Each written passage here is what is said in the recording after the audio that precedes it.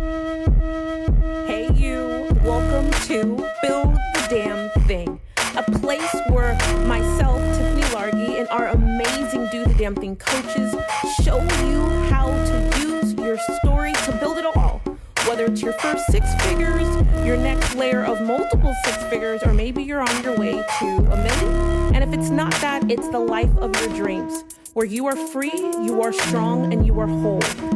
First, we're going to show you how to use your story to build a strong foundation. And then next, we're going to show you how to use your story in sales and marketing to clean up the cracks. And last but not least, we're going to show you how to use your story to gather people. Because truth of the matter is that there's nothing stronger than being connected to people who just understand you as you are, where you are, so you can stop explaining yourself. I want to remind you that now that you're here, you are home, and I officially welcome you to our family. All right, let's get started. Now listen, stay with me for a moment, because this is a serious conversation. And I know you're saying to yourself, well, Tiffany, does this stuff really matter? And the answer is yes. I'm 20 years down this business running journey. And if it's not one industry, it's another, but it's all the same thing. The CEO of that company has the ability to change, control, and destroy the market. And when I say destroy the market, I mean make everybody clear that you're there and have every person who has dollars, who wants to spend money on the solution that you provide, be willing to not just give it to you, but throw the money at you. Take it, take the money from me, and please solve my problem. Do you know what it's sitting inside of? It's sitting inside of your company's ability to establish itself and themselves as the expert in the market. I cannot tell you how many companies that I have had the luxury of either coming near, they've come to our live events over the last 8 years, and they are doing a couple $1,000,000. They feel like they have their act together. And then they're like, oh, I know what the next thing is. We're going to invest in a LinkedIn strategist. We're going to spend $40,000. I'm like, wait, what? No, it is not a strategist. It is you being the strategy. You becoming the spokesperson of your company is the greatest opportunity that sits in front of us, period. I'm telling you that not only is it you becoming the spokesperson, it's you displaying the expertise that the company holds as the backbone of you, and how you generate leads is everything. It surprises me all the time when I think about how many CEOs just don't speak. Like, stay with me for a moment. When I say speak, I mean they get on a stage, they head to their local chamber event, they accept awards, or more importantly, sweet Jesus, they are not creating their own events in their offices, but yet they're looking for all these ideas on how do they generate a lead, and how do they, one, generate a lead, then generate a great lead, then generate a bigger lead. Those are the three things we want all the time as a CEO, right? We want to ask that question, then get the answer to it. How do I generate a better lead so we have better quality customers, et cetera, et cetera. But then we go over here and then we say to ourselves, okay, great. Well, then after we generate the lead, I want my sales force, my team, I want us to close it. Slam dunk. I get it. Every person out there in the industry is going to teach you and tell you that you need to spend all of your time and dollars driving more traffic. And though I'm going to agree that driving more traffic is very impactful, I'll tell you what's even more impactful. It is converting more of the traffic that you already have. What if I told you that inside of the numbers that you've already driven this year, like inside of the numbers you've already driven this year, you have another million, 2 million, $5 million waiting for you inside of the traffic you have not converted. I remember sitting with the vice president of sales for a $1 billion company. They did $1.5 billion. This was back in 2019, and they're based out of Texas. And I was sitting in the VP of sales office, and we were talking about their numbers, but more importantly, I was really focused on their sales force. And I'll never forget him saying to me, I was asking questions about the team that they were using, and not team, but software and system and team that was helping them to manage their leads, et cetera. How are they generating leads? And they told me HubSpot, and it was great. And I was grateful. But the truth is that all I kept hearing was this hyper focus on them driving more traffic. And as I sat there in a company doing over $1 billion in revenue, and I was vying for that business, I was literally about to take on this project. all I heard from this, and he was a nice guy, super nice guy, from this VP of sales was, I heard the same thing I heard that the company who was doing $5 million, same company who is doing $500,000, and respectively, the company that was doing $50,000. I kind of heard the same thing. I heard this consistency that if they just focused on driving more traffic, then they would make more money. And all I could think of is why, oh, why is it the same thing no matter where we go? And then I realized the numbers don't matter. Every business today could double in revenue, if not triple, if they simply focused and made sure that in the midst of driving more traffic, that they had a direct line to making sure that they were converting more of the traffic that they were getting and getting better quality traffic. It is not just in driving more traffic, it is driving more traffic, it is getting better quality traffic, and then it is also converting more of what you got. That is the trifecta. That's the ace in the hole. And I know for a fact now, having coached thousands of people around the world, working with business owners of all sizes and types, that we always have this crazy attraction to the traffic. And I'll tell you, the money is still always in the details. The details is not in the amount of traffic we get, it's in the quality of it and what we do with it. So then we get to this question of how do we actually convert more of the traffic? Here it goes. It's real simple. That someone in the organization needs to step in front of the brand and create a human connection with the people that they're selling to. Yes, I know how sexy it is to do it with all of these like actors and actresses and people who are hired to create commercials, and that's very effective and stupidly important. But having lived in Hollywood and having multiple people in my own personal family who are on camera, they have agents and they're in commercials all the time, from my children to my husband. The truth of the matter is that they are all actors, which means even though they can convey the message, they can give the message, and some of them do a damn good job at this thing. They're like, whoa, you're looking at the screen and you're like, holy mother of Johnson, this is amazing. Let me tell you the truth of the matter though. No one in a company, for me, is going to do a better job of conveying the value, the solution, more than the CEO. Who better to deliver the answers that every person is looking for, right? So every person who's looking at your products and services, actually, you know what? Let me take a step back. It's not just everybody who's looking at your products and services, it's everybody who should be buying your products and services right now. They're wondering a couple of things. They're wondering, well, what problem does your company solve? And who are you solving it for? And what gives you the right, and what makes you better than everybody else in the world? Which is, why are you doing it? Now, when you consider that question, I want you to consider, or those questions, I want you to consider that every person who hasn't bought your product yet, they are thinking of buying your product, but you haven't given them a reason to buy it because they're thinking of the solution. You're constantly focused on the top percent. So we're just looking for the people in the market right now who are ready to buy. Why are you looking for the people in the market who are ready to buy? Those people are already sold. I can't tell you how many businesses who come to work with us, and one of the things that I see right out of the gate is like the epic fail. All of their marketing dollars, or some great agency, some guru, expert, marketer extraordinaire who understands ads and data, but they don't understand the people part of this. They're focused on driving more traffic, and they're also focused on almost just creating more data to be reviewed. I know it sounds bad, but that's the truth. That's how I feel. Instead of focusing on more connection, we have a really firm belief here that connection is currency. And not only is it currency, but it's the greatest form of it. Inside of all this traffic that we're driving, it's great because we have a plethora of people who are looking at our products and services all the time. But there are people in the market right now who are not looking at your products and services. But your responsibility is not to market and speak to the people who are already sold. Your responsibility is to market to the people who haven't bought your product yet and who haven't even thought about it yet.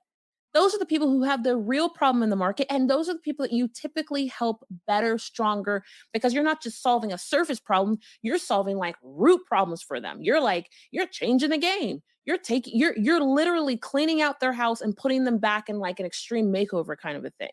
You know what I mean? This ability to help people at their root allows you to charge more money. It allows you to provide, honestly, a series of just expert solutions versus general practitioner solutions. And if you know, I believe wholeheartedly that the general practitioner in every market, they acquire general practitioner money.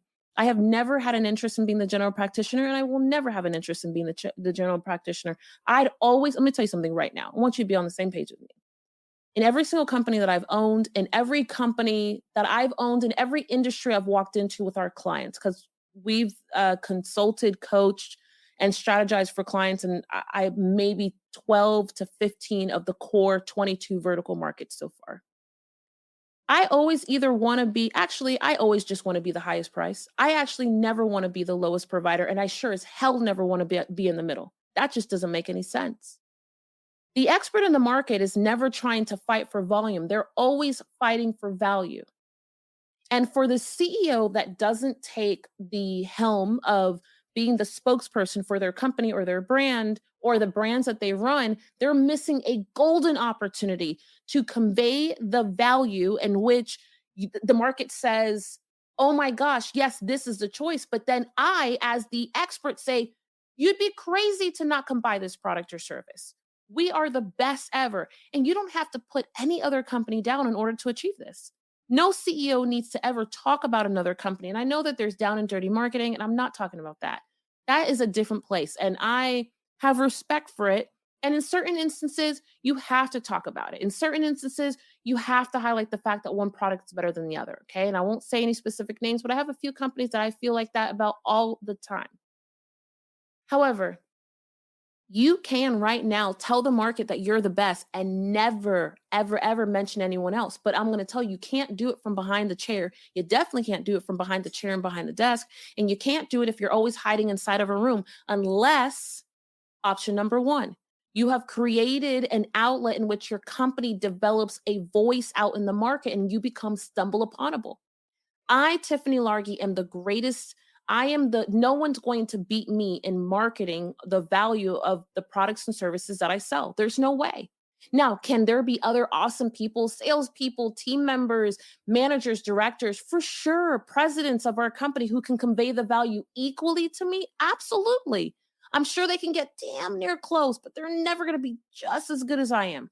And it's not because I'm more talented, nothing like that. I mean, God, we have some amazing talented people, but it's specifically because some of the products and services that we sell are rooted in my story. Some of the products and services that we sell are rooted in my beliefs and my philosophies and my ideas. Some of the products and services that we sell are come from the many decades of experience that I now have in fighting for myself and making millions of dollars, losing millions of dollars, hitting my head, getting it wrong, hiring the wrong people, signing the wrong contracts, buying out my competitors. I mean, you name it, I've done it all. And again, here's what's clear: I've done it all, but I've also won from it, which means that I have something to teach. And I know because I can feel in my DNA, I can feel in my DNA the pain of making the wrong move. Nothing makes me more fearful than hearing that there is an awesome business owner out there doing $2.2 million and they're working 100 hours a week. It's not because I feel like they should be at the 4-hour work week. No, because I'm not trying to live that life either. It's not about that. It's because I know that that man who is sitting in his office for 100 hours every week, yes, he's building something amazing and I'm really happy for him. I also know that he's missing out on really important time with his kids. I know that he's missing out on time with his spouse. I know that his spouse is like over him already. I know that there's problems in their marriage. I know that there's problems with his health. I know that he doesn't have friends. I know that he is silently either alone and he's like, he's good because he's kind of married to his work. But then on Friday night, he's throwing it back and he drinks, right, to get through Friday to Saturday. And he's not an alcoholic. He's not an alcoholic at all. But the truth of the matter is that he just has this way of creating value for himself by working more. But that's not a life. I don't care how much money you're making right now. I don't care how much money you're making right now. I don't care how big your business is. I don't care if you're like Tiffany, but you don't understand. We got 100 people over here in these streets and we're doing $15 million and we're going to do 28. Who cares? You know, when we're dead, we leave all this shit right here. We can't take any of this with us. We cannot take any of this with us. So who cares? It doesn't matter. What does matter, what does matter is that you build a life. What matters is that you experience happiness, you experience joy. What does matter is that you're not working 7 days a week. What does matter is that you can actually go home somewhere between 5 and 6 o'clock and shut it down. What does matter is that as much time as you're spending in this business is as much time as you're spending on your health. Because, like, think about it for a moment. If you're spending 40 hours a week, stay with me for a moment. If you're spending 40 hours a week, 50 hours a week, 60 hours a week working to build this business, imagine what would happen if you spent 60 hours on the relationships in your home. What would happen if you gave the relationships in your home, the ones that you say that you care about so much? And if you're like, Tiffany, well, F you, I don't have anybody at my home. You have friendships, you have cousins, nieces, you have neighbors, you have other people that are around you on the planet that you could be pouring into, have been poured into you, and you could build something equally as dope. Imagine if the other areas of your life looked as good as your business. Imagine if you had that body, 60 hours. Whoa, 60 hours, not just working out, but getting fit. Shit. Can you imagine what would happen if you spent 60 hours on finding the right spouse, 60 hours on your children, 60 hours on a cause or your church, or you could spend 60 hours doing so many other things. And more importantly, it can't just all be about work. From a person who loved being in the office, I could be in the office until 12:30, 1 o'clock in the morning. And don't get me wrong, I love working. I don't want you to get this twisted. Working is a hobby for me. Um, Working and building businesses and figuring out the nuances, it's a hobby for me. And it's not because it's passive income, absolutely not, but it's a sport and I really truly enjoy the sport. Even though I've had my ass handed to me for sure, just like any great company in the last couple of years, the last 4 years, the last 20 years, I've had my ass handed to me, but it's not going to change the fact that I know at this point that I wish I would have done it differently. And I also wish, and I not only just wish, but I know for a fact if someone would have just told me that coming from in front of behind my desk, being the spokesperson for my company first, standing in front of my brand in modalities like back then it was radio, today it's podcasting. Every CEO should have a podcast. Everybody should have a podcast, but every CEO for sure should have, every company should have a podcast. It's the easiest thing for your company to launch. And I say easiest not because it's easy to produce, but really and truly at the after it, if your company is doing $1 million, it is nothing for you to spend a couple $1,000s to get something set up and then you head to a studio and record. And if you're like, Tiffany, I don't even know how to get that done, our studio will help you do it. But every CEO should have a outlet in which they're sharing with the world their expertise and their knowledge themselves and then what their company does. I am so proud of what we in this company, like I'm so proud of what we do. Even on days when it's been hard, even on days when it feels like, oh, we made the wrong move. Oh, that was a bad investment. That was a bad hire. Da, da, da, da. All that stuff happens, but I'm so proud of what we do. But more importantly, I am clear that we're the best in the market. My responsibility is to convey to the market that we're the best that there is. My other responsibility is to maintain and control our company brand and the conversation internally and externally. Number two, you have employees or team members or contractors. They should all be raving fans of your product or service. But more importantly, not only should they be raving fans, but they should be the ones who are selling for you, with you. They should be able to walk through your story, the company's story, not pieces of it. You know, I remember once there was a company who was waiting for my time. They wanted my business, and they kept trying to get my time and sell to me. So finally, the guy got on the phone or woman. This actually happened 2 or 3 times because the same outcome. I have the same reaction every time. But first time was this guy, and he was like, "Oh, hey, hey, Tiffany or Miss Largy, we're trying to get a hold of you, such because we really believe we have great product that whatever this that third." I was like. Really? I will never forget holding the phone. I was like, "Really?" And then I was like, "Well, you don't sound like you're excited about your product, so I can't be excited about your product either." Click. Now, I didn't hang up the phone, but I actually then said, "And I'm gonna call one of your competitors to see if they have a product and if they have somebody who's excited about their about the product, about what they're selling, because I actually need what you have, but I don't want to get it from you." The truth of the matter is that every team member is a reflection of the CEO. If you're in a company right now and you feel like your company's all over the place or your team's all over the place or is and are not happening, I'm telling you from experience. I'm not telling you because I have this grand idea. And I'm not telling you because I have hypotheticals. I run a P&L every single day and every single month and every 2 weeks we have payroll.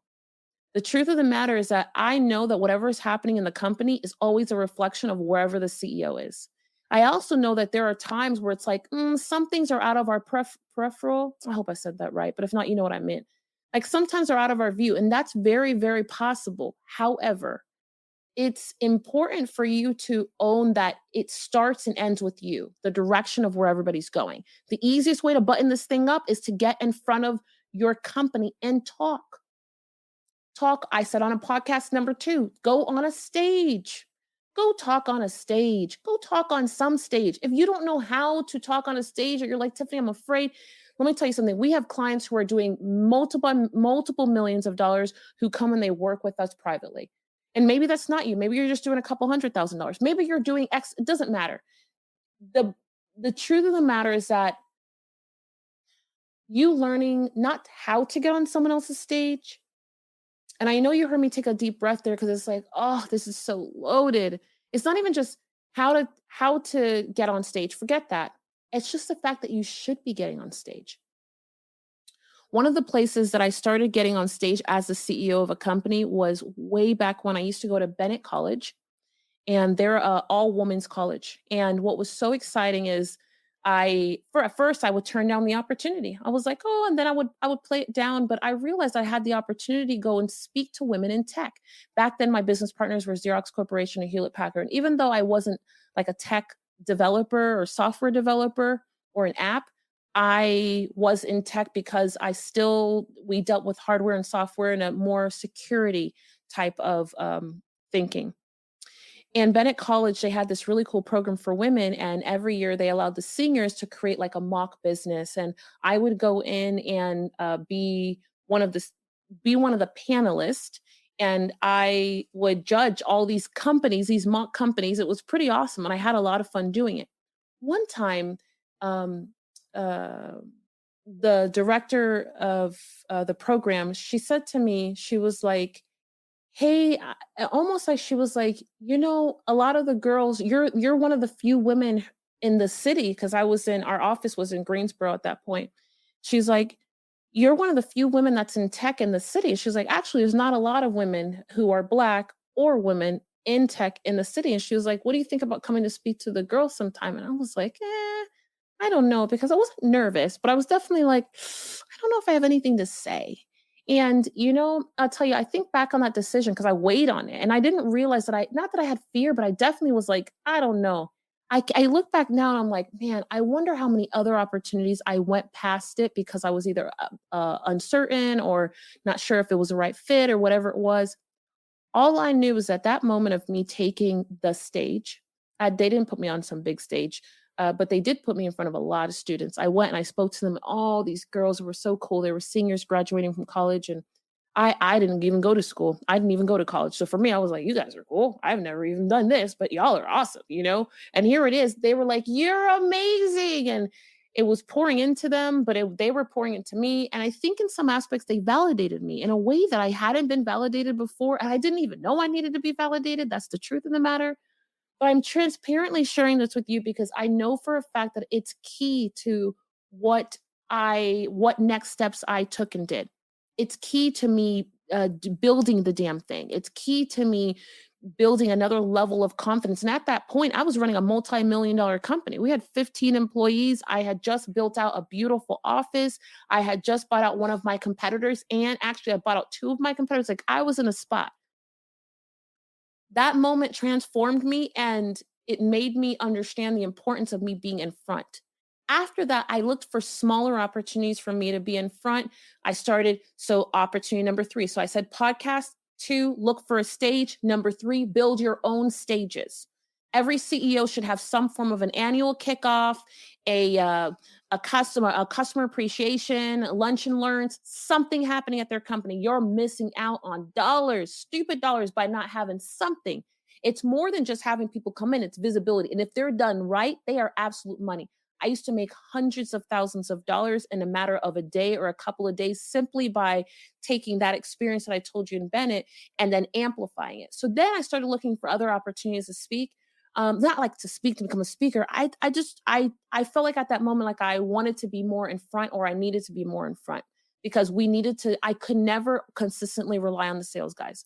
We hired these salespeople. I was in an industry with 75% turnover, and I tell you, looking back, like even what I know now, I say to myself, man, I didn't use my story as much to hire. I used pieces of me, but I wish I used more of myself. But what I did do is I took this notion of being in front and I went and started creating my own events. I didn't call them an event back then. I would call them like they were some form of a lunch and learn, because there would be 2 classes, it would be a whole day. So we'd shut down our office kind of a thing, or not shut it off. Like, everybody who had to fulfill customers kept working, but we had a showroom. We had a whole showroom. It was beautiful.